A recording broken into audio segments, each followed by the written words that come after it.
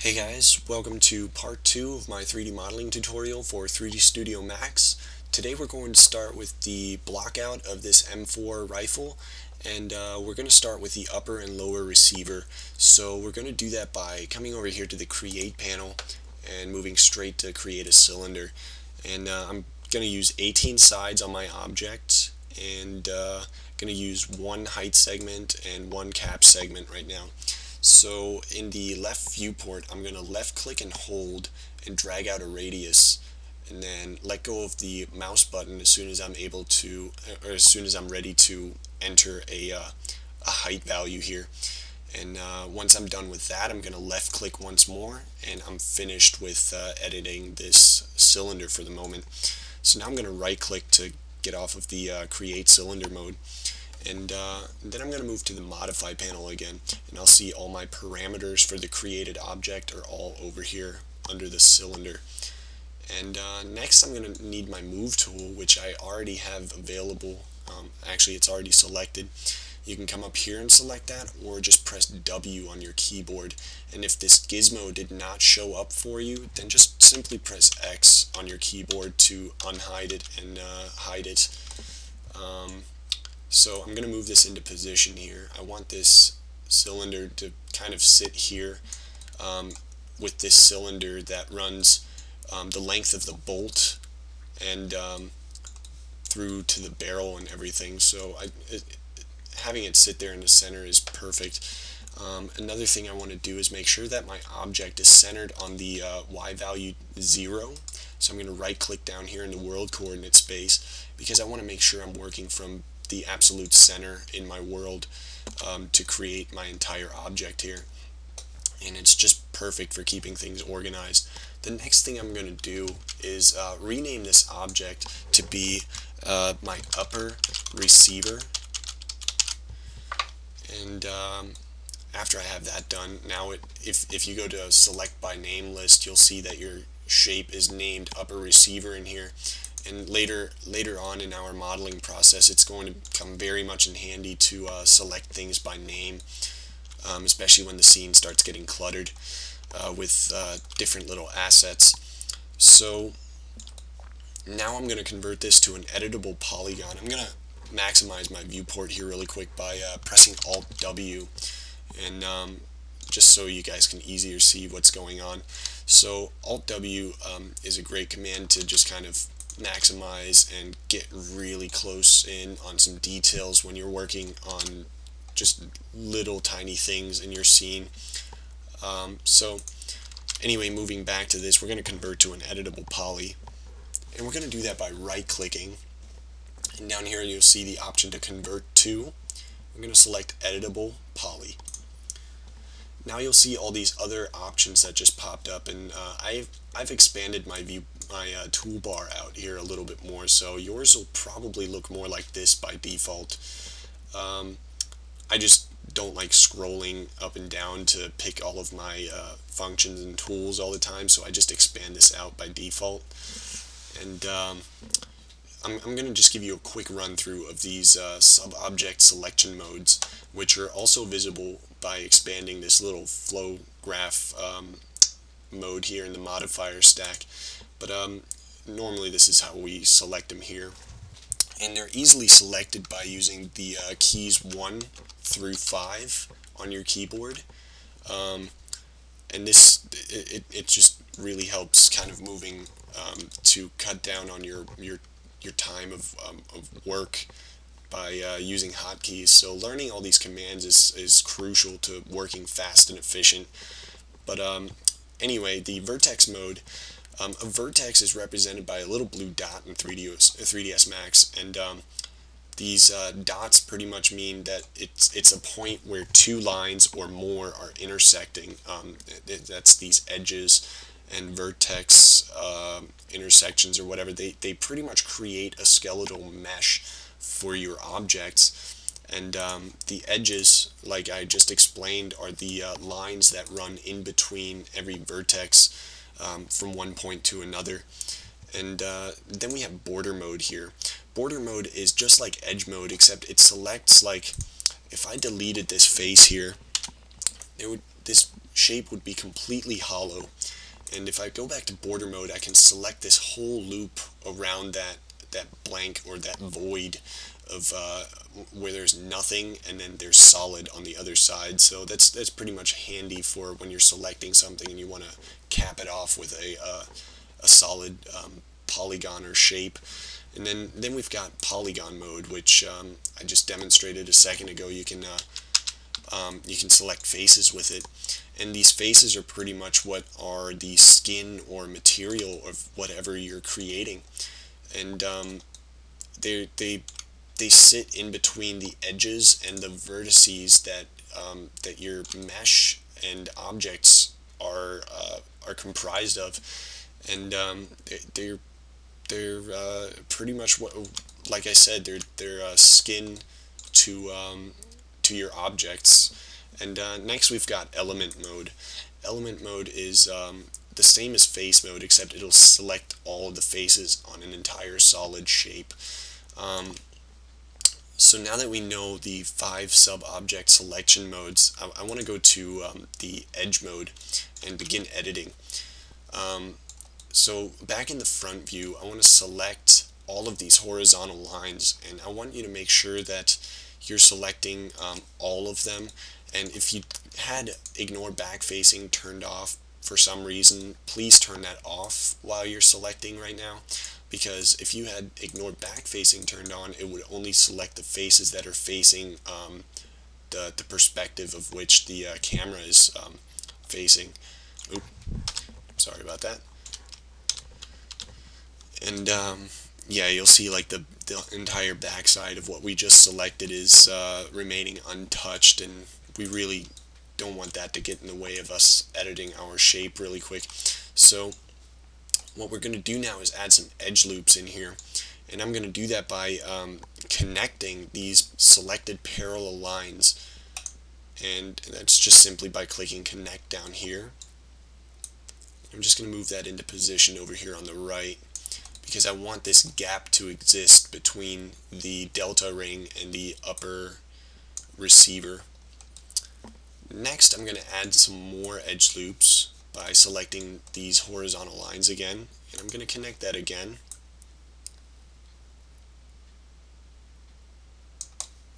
I just realized that I forgot to adjust the height value on my cylinder earlier, so I'm just going to drag this out really quick using the vertex mode. Okay, so now back in edge mode, I'm going to add some more edge loops, and I know for a fact that we're going to need 3 edge loops, so that's why I clicked on this little dialog box right here next to the connect command, and that'll bring up a connect options menu. And what we're going to do is up these segments here to 3. There's also 2 more for editing pinch and slide on positioning your lines or edge loops better before you commit them. And we really don't need those right now, but they come in handy quite often when you're editing and adding more edge loops into your objects. So right now we're just going to OK that and going to start editing. We're going to select the vertex mode again, and I'm going to come in over here, select these verts, and I'm going to select my scale tool now by pressing R on the keyboard, or you just come up here and select uniform scale. And you want to make sure, if you hold down the left mouse button, you want to make sure that this top scale option is selected, not the other 2. We want uniform scale, not the other options for scaling. They have different parameters, and you'll get some funky effects out of them and uneven scaling, and I really just want uniform scale right now. So on the Z and Y axis in the perspective view, we're going to start scaling out a little bit. And that looks good right there. Now I'm going to select these last 2 verts only, or rows of verts only, and I'm going to scale those out.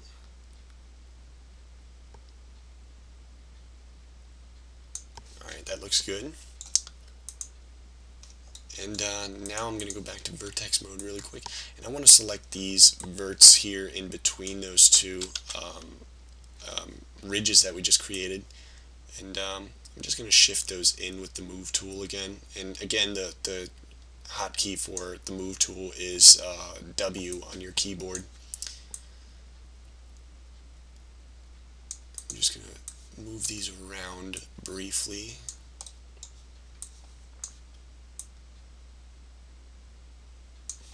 And if you don't realize what we're doing right now, we are creating this cylindrical shape that runs through the receiver. And right now we've just added these two ridges that you see back here on the upper and lower receiver. And this is pretty much the hardest part in creating the receiver here, is just these two ridges and this round shape here, and as well as this round shape over here. But other than that, we're going to be golden. It's just going to be a matter of shifting out straight edges, and that's going to be smooth sailing after we just finish creating these lines here. Just want to push these in just a little bit further. Alright, and I'm going to expand my viewport again by pressing Alt W here, just to see what's going on.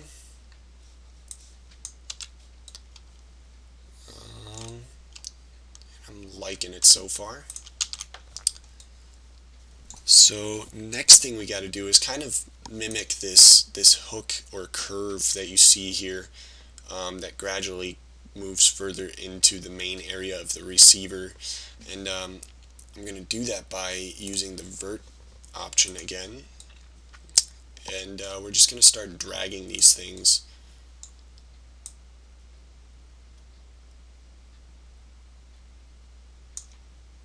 to kind of match up with the lines here.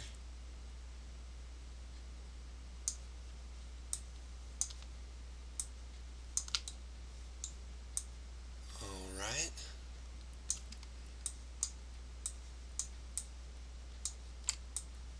Oops.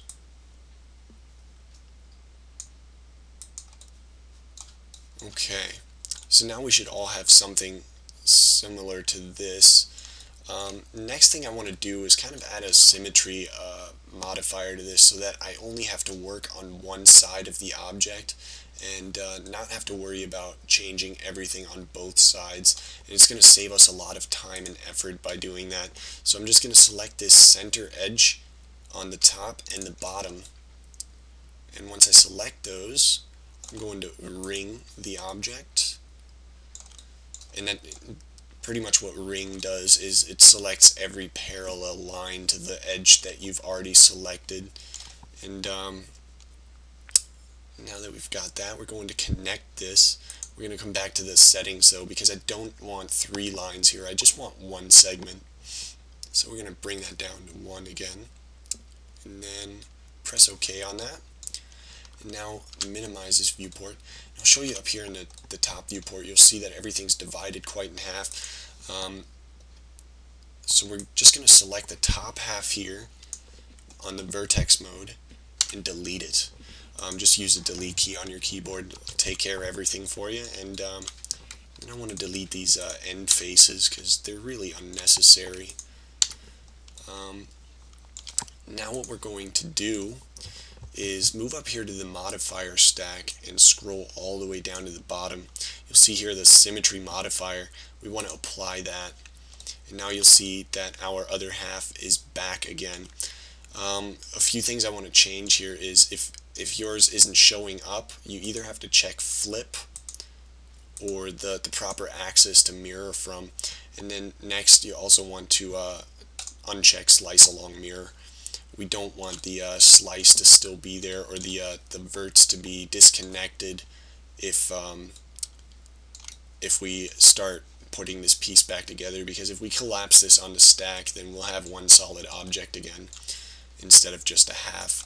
So now we're going to go to edit mode, and pretty much any changes we're going to make from now on are going to be visible on our symmetry mode. So what we do here will pop up over here, and it's really handy for saving time and not having to worry about 2 sides in 3D space. So now we're back here in this edit poly mode, and I want to select some faces here. Specifically, I want to select this center one that runs along the middle here, and the other two right next to it. Yep, those are the ones I want. So I'm going to delete these here really quick, and I'm going to select this edge here. And now that we're in edge mode, I'm going to show you how to edge extrude. Edge extrusion is something very common and it's very great for modeling abstract shapes, but in this case it also serves a great purpose for modeling even hard surface objects. So what we do for edge extrusion is we just hold shift, and while we have the move tool, we just drag down and we create a new face just by simply dragging a line outwards. And now I'm going to edit this just a little tiny bit. I want to make sure that these values are going to be the same, so I have to change something here really quick. I want to make sure that my Y values on this loop here is the exact same as this line, so that we have one smooth surface. And how I'm going to do that is I'm going to copy the Y value in this coordinate system down here by hitting Control C to copy, and then I'm going to select these lines or verts here. I'm just going to paste that Y value in.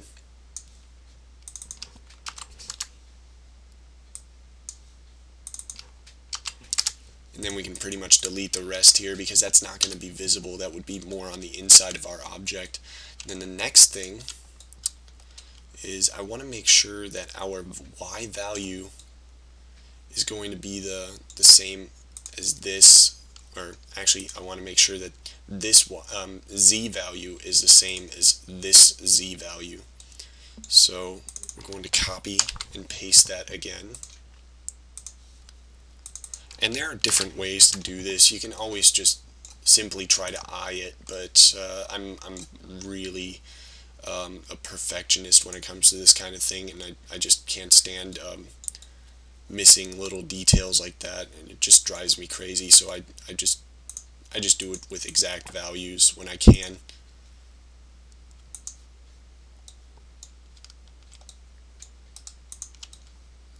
And I think that would work out for us. Yep, it's gonna look great.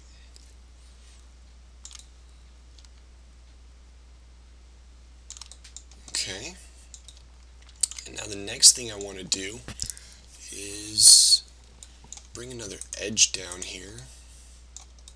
Oh, actually, another thing I want to do is, if you notice in our reference here, you'll notice that this kind of gradual increase into this this bend here on this shape on the lower and upper receiver, it kind of recedes into this pinpoint area towards the back end, and I want to mimic that as well. And we're going to do that by dragging these two verts just at the bottom here down and separating them from the rest, and that way we kind of have this this shape that mimics the back end of our lower receiver. And now we can go in and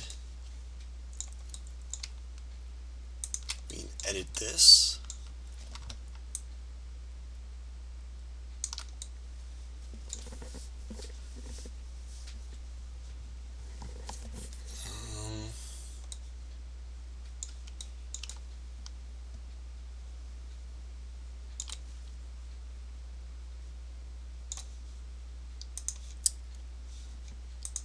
Back to vertex mode, and then we're going to target weld.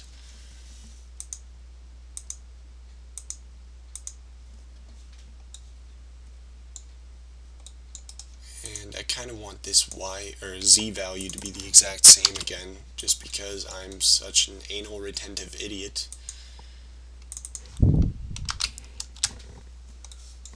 And then this last point right here, I'm just going to target weld it. That should be fine. There we go, look at that, we already have the back end of our receiver all figured out. That's looking great.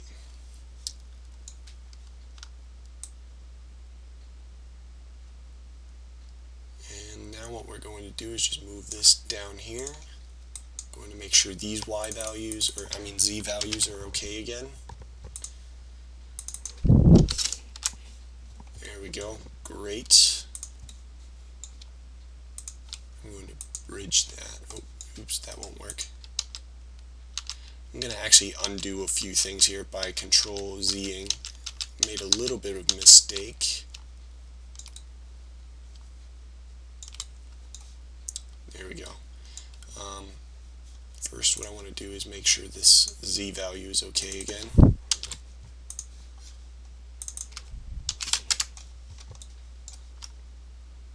Then I'm going to shift drag down here. Make sure this Z value is all on par with the other one.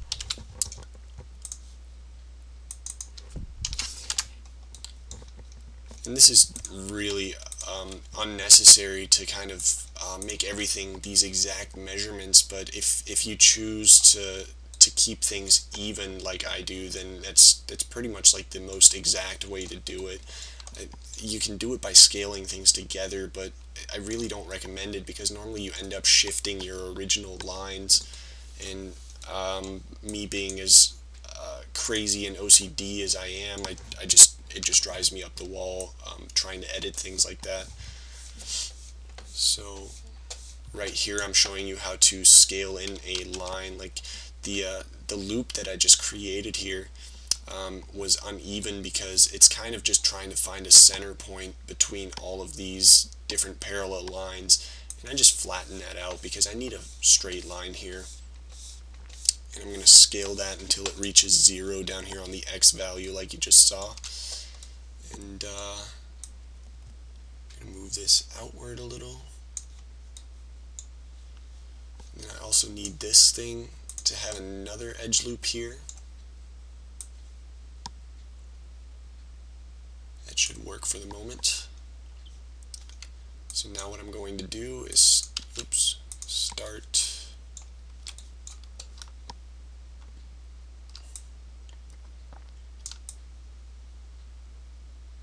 There we go. Actually, I don't want this last edge here to be included in that.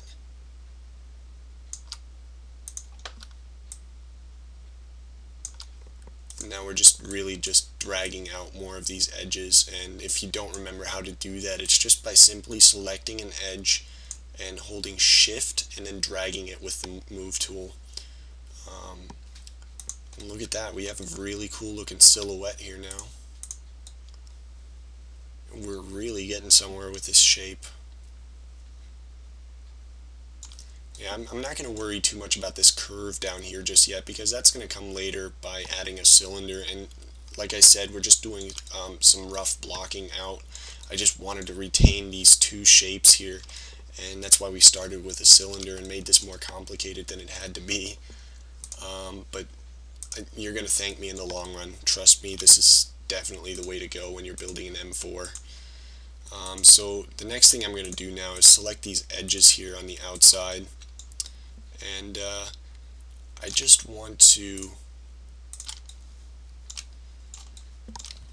make these edges have kind of a thickness or depth to them, so I'm going to shift inward on the Y axis, and then down here on the Y value, since I still have that line selected, I'm just going to push them down to 0, and since our object is perfectly centered on the zero value or the axis in world space, there we go. Now we have a perfectly solid model with just a few open areas, but those are going to be fixed, I promise you that.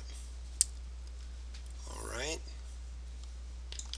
and then I think in the next video we're going to start tackling the blockout for the trigger housing and the grip here. Alright, so I'm going to call it a day, and we're going to come back to this next time. So let's not forget to save here. I'm going to save this as M4A1 02.